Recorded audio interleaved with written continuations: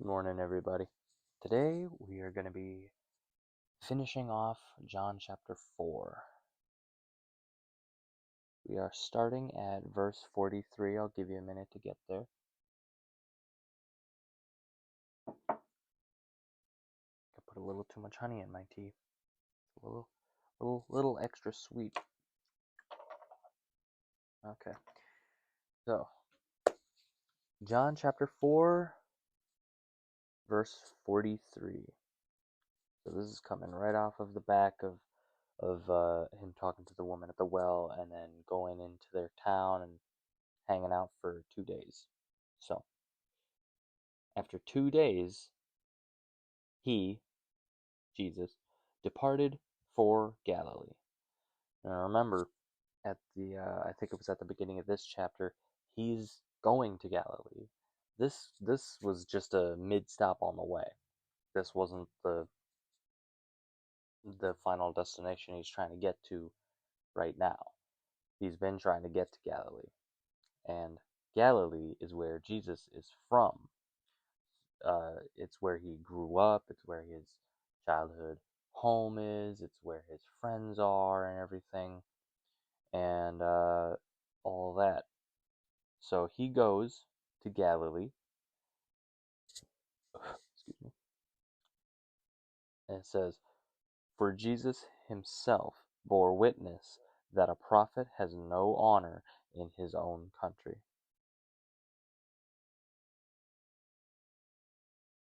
So when he came to Galilee, the Galileans received him, or in the ESV, they welcomed him, having seen all the things that he did in Jerusalem at the feast.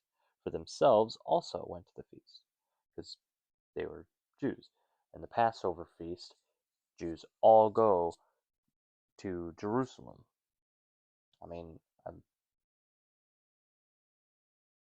pretty sure it's like a if you can make it thing, but it's more serious than, oh, if you can make it. It's more like a, like, unless you're physically incapable and no one else is willing to take you, the kind of thing.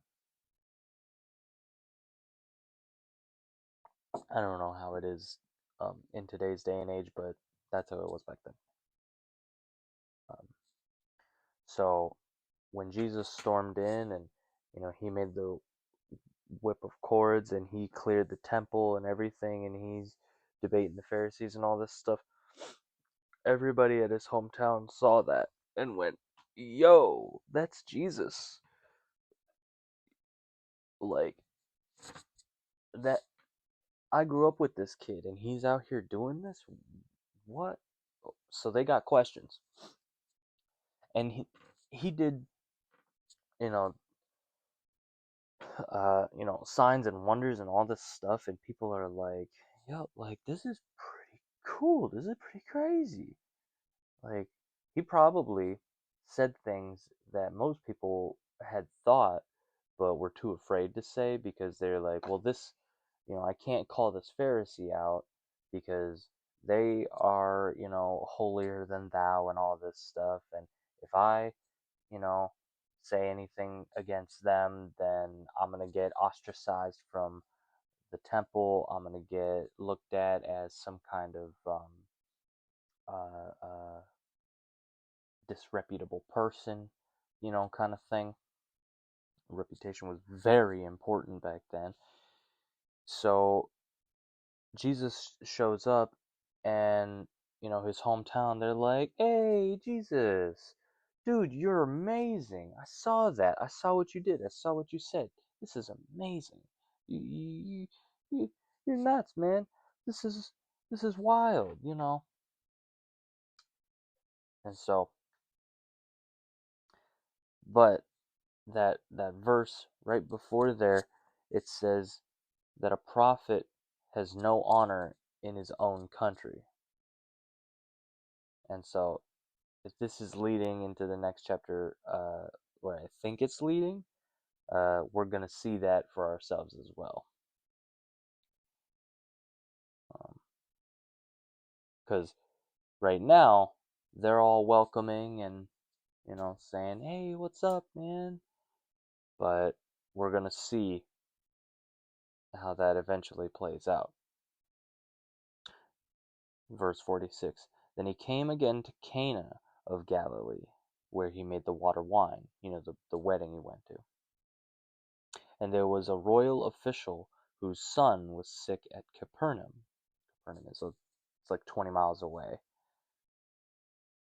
When he heard that Jesus had come out of Judea into Galilee, he went to him and was asking him to come down and heal his son, for he was about to die. So Jesus said, oh, let me pause there for a quick second. So it's about 20 miles uh, from Capernaum to Cana. So this man booked it. I mean, his son's about to die. He's sick. He doesn't know what to do. They can't just book him into the ER and it's all good and dandy. This kid could have, the flu, and the flu kills people today. Imagine with the level of medicine that they had back then. He is like, he wants to do anything he can possibly do. And don't skim past the fact that this guy is a royal official. So he's working under the king. He's working under, whoever the highest top government authority is. So he probably has access to whatever doctors in the area he possibly wants, and, physicians and all this stuff. And he's running to Jesus. And he's doing it himself. He booked it. He didn't just send a servant. He didn't send one of his employees or butlers or whatever. He sent himself. He went, I'm gonna go because this is a matter of urgency. So he runs 20 miles. I mean, it doesn't say that he ran.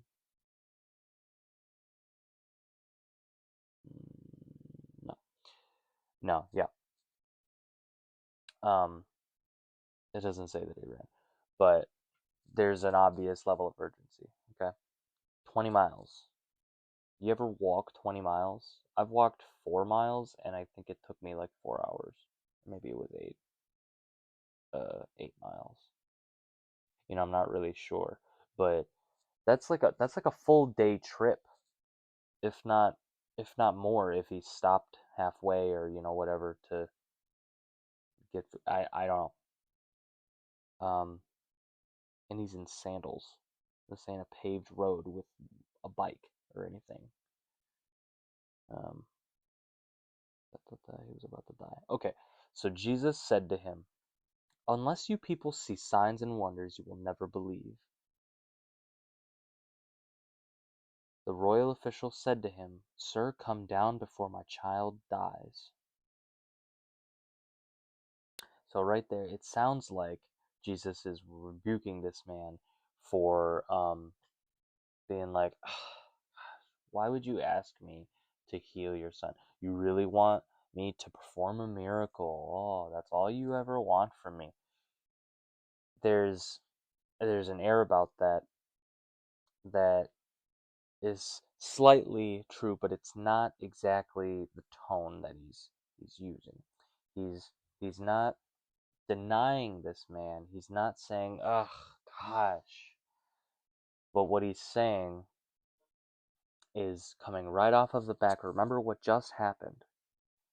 He had a whole town of people who were ostracized from their original society, had to create their own society, and then did a whole bunch of nasty stuff, and have basically been in this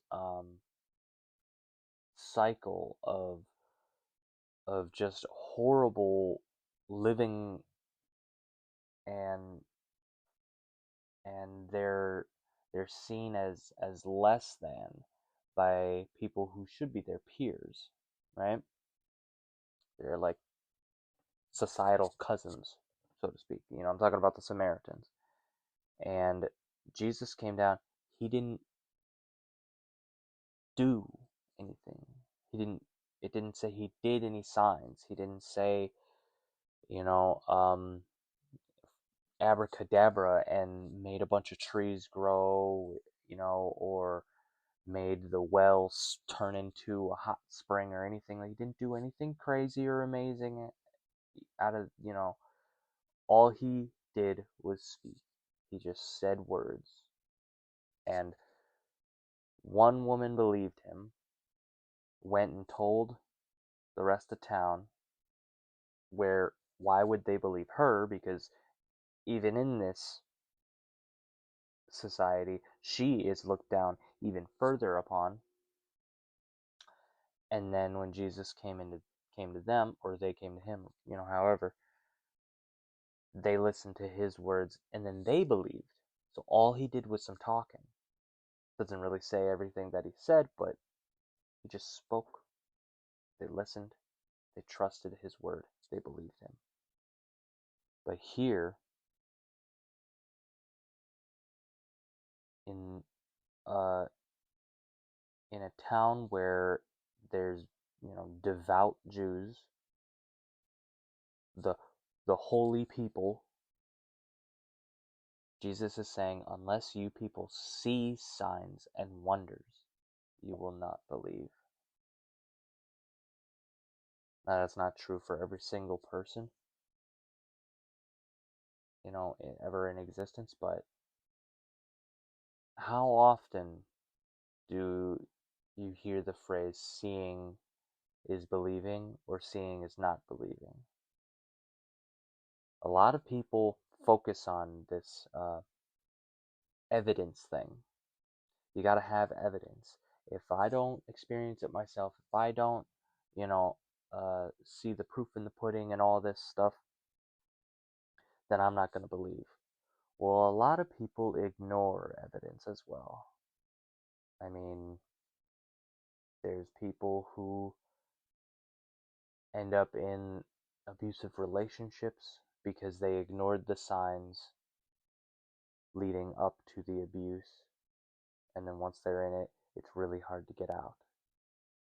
And then there's people who fall for scams, who there are signs and they completely ignore them or just are ignorant of them in one way or another, and then they end up getting scammed.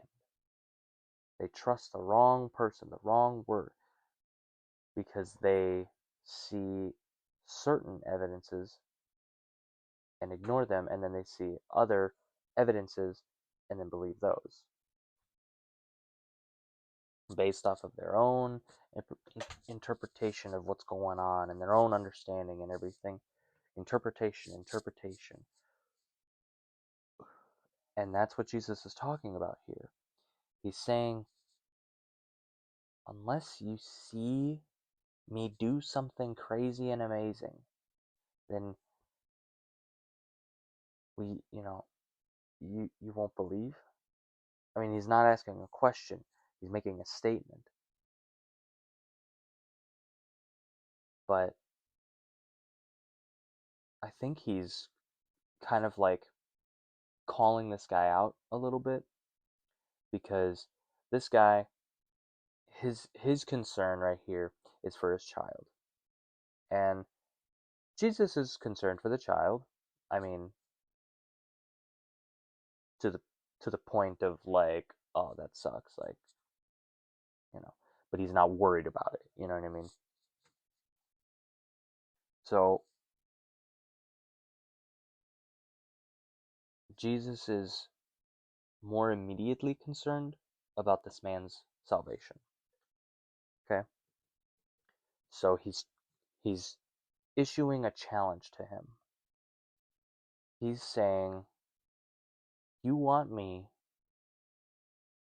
you came here 20 miles. You want me to go back with you 20 miles so I can be in person to heal your son. You're trying to rush me, and you're trying to get me to do something the way you want it done.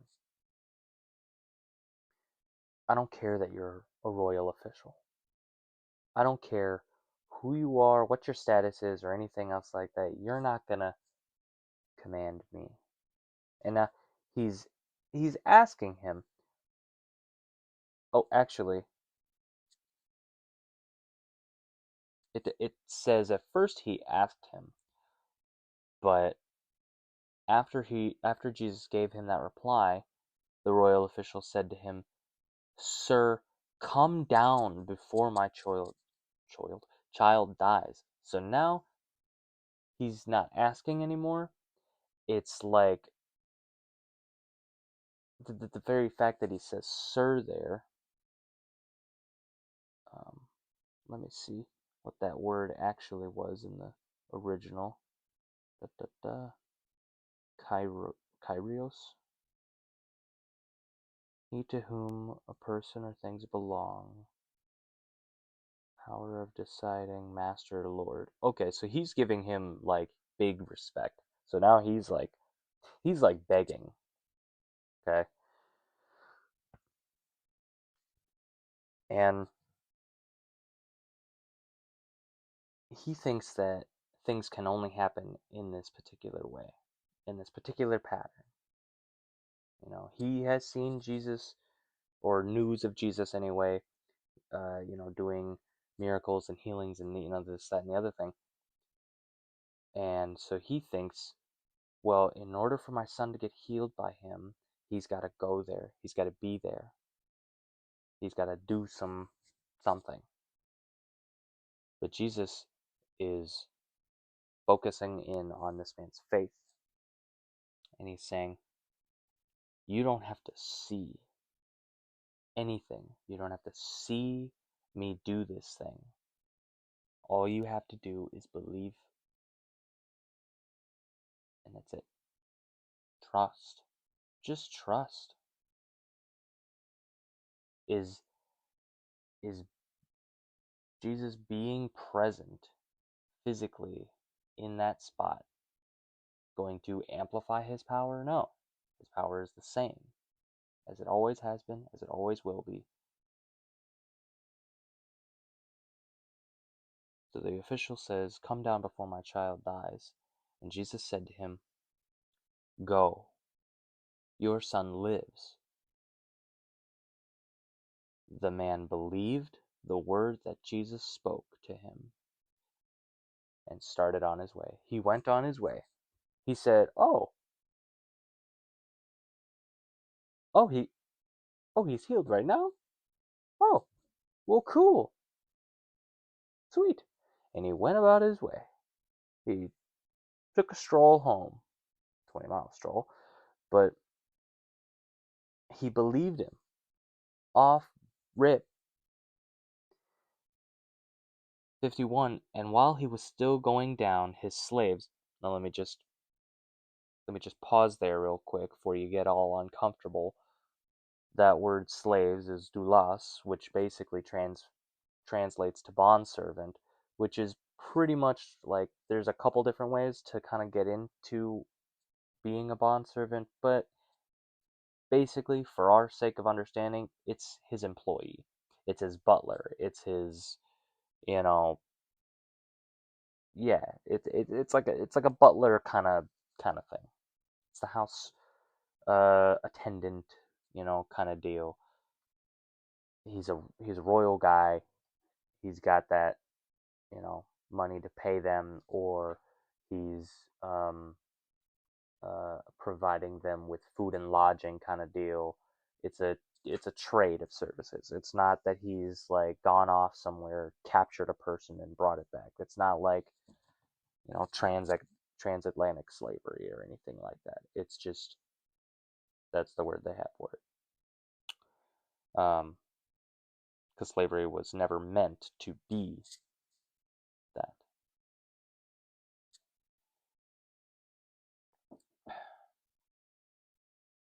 So his servants met him. That's what the ESV says. Servants met him, saying that his son was alive. And he's like, yeah, let me ask you this. So, 52. So he inquired of them the hour when he began to get better. And they said to him, yesterday at the 7th hour.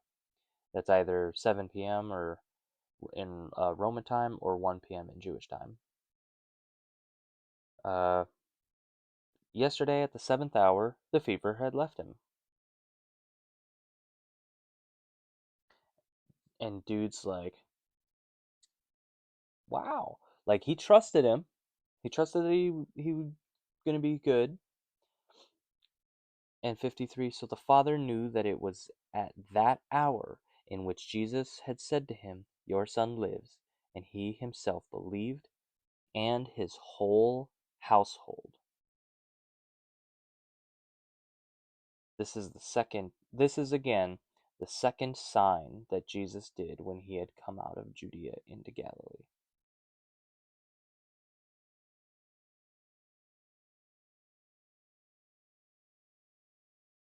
So he said, go, your son lives.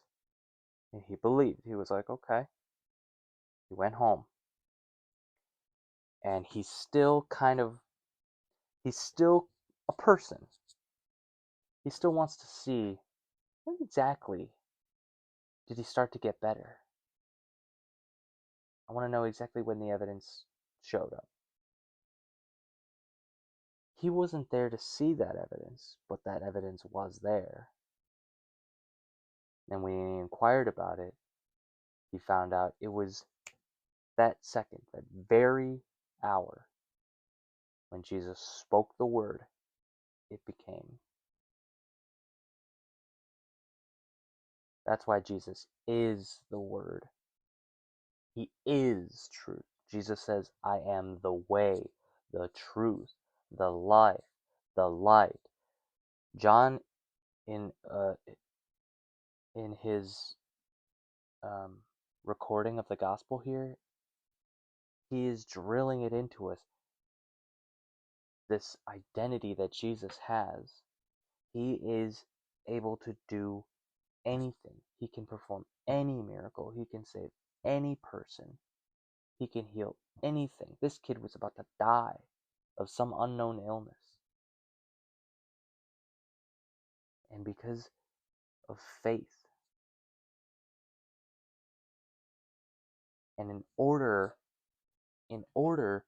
to not only heal this child's illness and discomfort, because if the child had died, all that would have happened was he would have basically gone to heaven and been living forever with, his heavenly Father, the maker of everything, living in wonderful bliss and joy for eternity. Doesn't sound like a bad bag. But his family would have suffered, and they would have not been in this situation they're in now, where they believe in the word of Jesus, where they are now saved, where they are now under his wing, and they're going to be living for him. They're they're they're not going to shut up about this.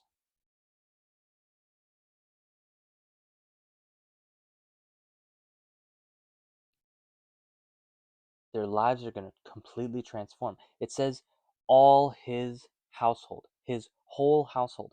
That includes all of his bondservants. That includes all of his employees. All of any child he has, his wife, his servants, his whole household believed. That's a lot of people. One person is a lot of people. But a whole household, because of this one thing that happened. And the thing is, everybody that was at his household doesn't say that they went with him. All they took was this guy's word. He said, when did my son get healed? Oh, no way. For real? The 7th hour? Dude, I went and talked to Jesus, and literally at that hour, he said, your son lives. Wow, I believe him. He must be the Messiah. He must be who he says he is. And his whole household took his word for it. not even Jesus' word at this point. This is a third party. Took his word for it.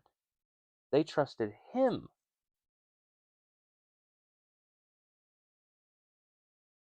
It spreads like wildfire sometimes. That true and genuine belief, that faith. And yes, there was a sign, and yes, there was evidence, but people ignore evidence all the time. All the time. If it doesn't line up with what you have a preconceived notion about, it's all too easy to completely ignore any evidence to the contrary. We'll do it all the time. I've done it, you know. I can't think of an exact example right now, but and this was only the second sign in this area. I mean, he did the water to wine here, and then he did, well, not in this.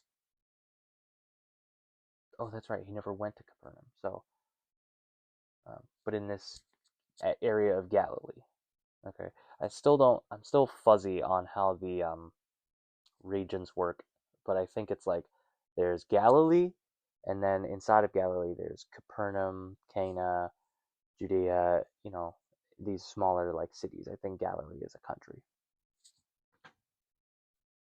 um, or a state. I think that would probably be more accurate to our like American mindset. But this is the only the second thing. The last thing he did, he kept a party going and saved a bride and groom's reputation. And then now he's saved a child from death, but he didn't make a big spectacle out of it. It wasn't something that Jesus had to go out of his way to do. The thing he went out of his way to do, the thing he chose to go out of his way to do, was save this man and his whole household, to bring them into right standing with God. That is his biggest mission. That is his biggest concern.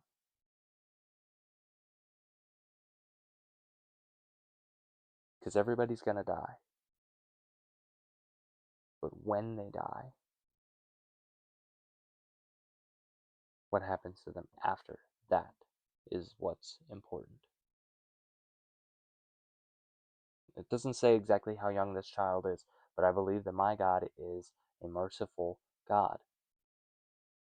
So if a child dies, I think it's pretty safe to say that child gets swept up by Jesus and says, "It's okay. You come with me, and you're gonna enjoy bliss and peace, eternally and unending." But this man, he's a grown man. He's made choices. He has the option. He has the decision to make whether or not to follow Jesus or not, whether to submit to Jesus or not, whether to fully trust God and His word or not. And Jesus says, "I'm not going to let you just walk away. I'm going to go out of my way to help you. And I'm going to challenge you. I'm going to make it hard for you." Can you imagine how hard it would have been for this man who said, "My child is dying," and Jesus said, "Go home, he's fine"? You know how much faith it would take to not be like, "Dude, abso-freaking-lutely not. You gotta be there. I gotta see this happen. I gotta know. I gotta see you take it seriously." And Jesus is like, "It's done. Me coming isn't gonna do anything. I got work to do here too. Be on your way. Have no more fear. I told you something. That something is true. Now go about your life."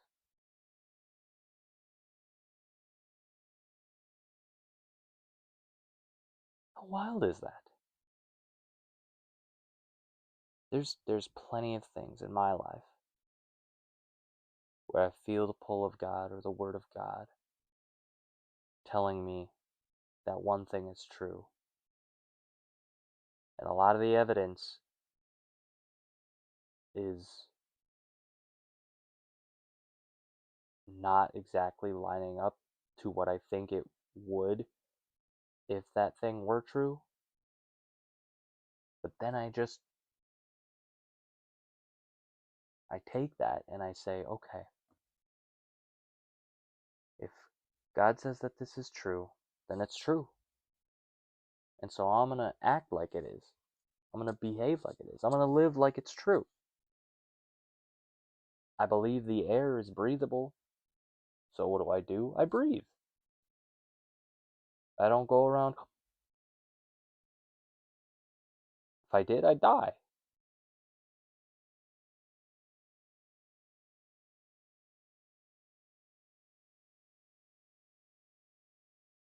I don't even have any evidence of that. I don't have concrete evidence from personal experience. Yeah, other people have died from suffocation and this, that, and the other thing, but I haven't. And I took, I took too big a piece of food one time, and I tried to eat it, and it got stuck in my throat, and I almost passed out, and I was afraid I was gonna die. But then but then it worked its way in. I digested it, and it was fine, and didn't die. Didn't even pass out. I don't think I've ever passed out from oxygen deprivation. Come really close. I've been choked out a couple of times, but not like to the actual point of passing out. So how do I know that I would actually die without oxygen? All I know is I don't really like the feeling of it, but that's a comfort thing, right? I can't prove that I die if I go swimming underwater and I just inhale the water. In fact, one time I was a kid and I was in a pool and I don't remember exactly what happened. I don't remember if I like got bumped by another kid or something like that while I was under the water, but I went like this. I went and water literally went into my mouth, started to go down in my throat, and then it came back out before it hit my lungs. Real quick, real quick. And from that moment as a kid, I thought, oh my gosh, I can breathe underwater. That's crazy. Well, the next time I tried it, almost freaking died because I was a kid. I didn't understand. Um, but again, I didn't actually die. So where's the actual evidence? Would I just have to believe the words of these other people that say, oh yeah, well the evidence here, there, and other thing, and the science, this, that, and the other thing, and well, if somebody suffocates, they die. That's what happens. Well, I could just ignore that evidence and say, that's not my lived experience, so I don't believe that. Yes, I can see the effects and this, that, and the other thing, but I don't know that that's actually what's going on. It's that that that mindset is running rampant in the world today, and that's what happens when people hear the word of Jesus, hear him say that something is fact, that something is true, that this is the way things are, and go, yeah, but that's not my lived experience. I don't really buy it.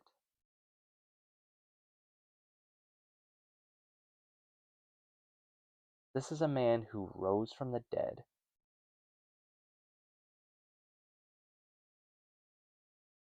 This is a man that, by all accounts, definitely existed, did all of these things that we are hearing about in the gospel.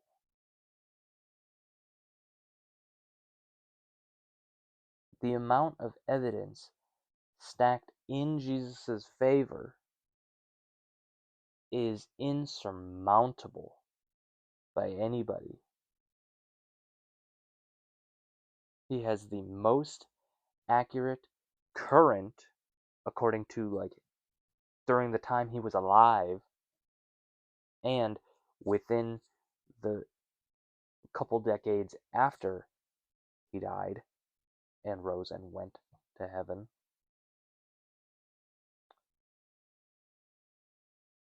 in comparison to other people who've had biographies written about him or other things like that, hundreds of years later, like the stories that were recorded about Jesus were written by people who interacted with him. Are you going to trust someone who tells you something about my childhood, who was there, who knows me? Or are you going to trust someone in another state 200 years later who found my Facebook post and said, oh, this, oh, wait, no, not even my Facebook post, a Facebook post that someone made about me? That's everybody else. But this is Jesus. This is his word. He is the dictator of what is truth. He's not even the dictator of what is truth. He literally is truth. Truth is not a concept. Truth is a person, and that is Jesus. Sorry, I'm going kind of long right now. I just want to drill it in. Trust Jesus. Is there some evidence that you're ignoring? Is there some evidence that by all means could be very convincing, and yet it's just not quite convincing enough? And you're waiting for that one final piece of evidence to fit perfectly into the puzzle place, and then everything will work out. Finally, I'll believe. Sure. Once God proves it to me. Once God reveals himself to me. Well, the fact that you're alive, awake, breathing, have lived up till now, and all of this other evidence that you could literally spend days and days, people spend decades scouring through all this stuff. But that's to say, evidence alone is not enough for us. It's got to be in here, not just here. Now, God is very generous by giving us all of this stuff. He didn't have to, but he knows us because he made us. But it's in here. It's faith. It's belief. It's trust. Just try it. Say, you know what?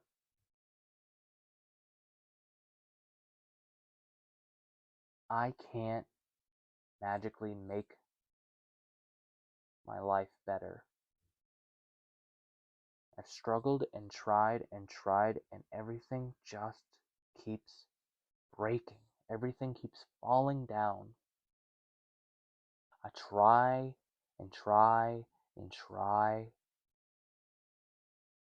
but when it all comes down to it, I'm just a person, and I mess up, or something that I had no control over happens, and then my whole life is turned upside down.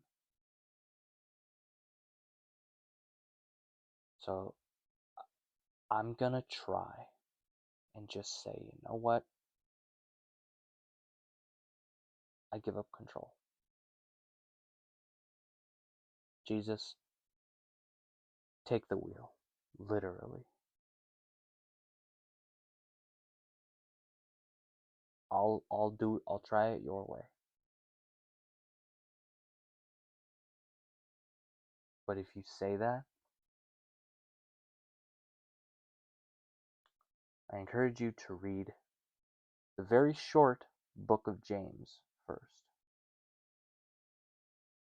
because he makes it very clear. This isn't a flippant thing. This isn't a passing fad. This is something that if you really want difference and change, then you have to actually submit to it. You want that degree from college? You actually have to study. You want that new job? You actually have to apply. You want to keep that job? You have to keep showing up at that job.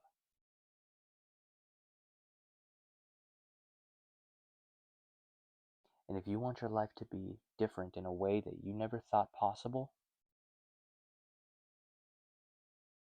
if you want a joy that is incomprehensible and incomparable to anything else you've ever known in your life,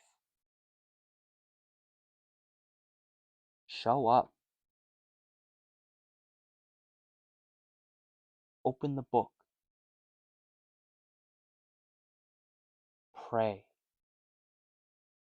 It feels weird at first, but do it. Just do it.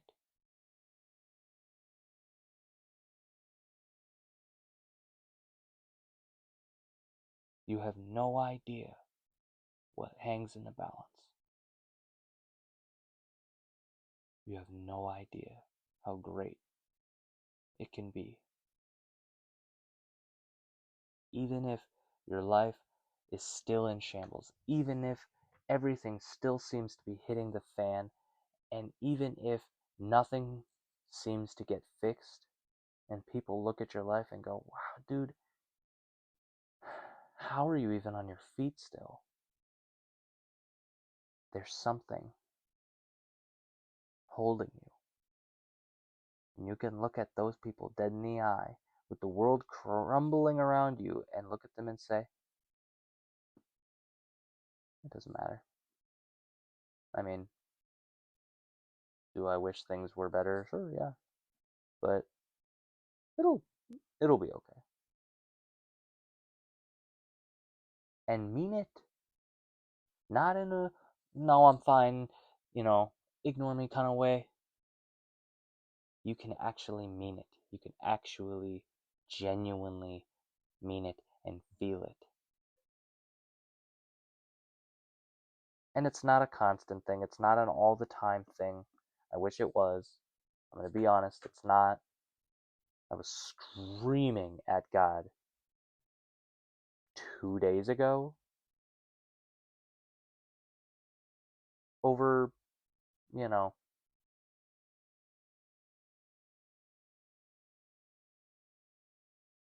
something he probably thought was small potatoes. Because it got cleaned up the next day.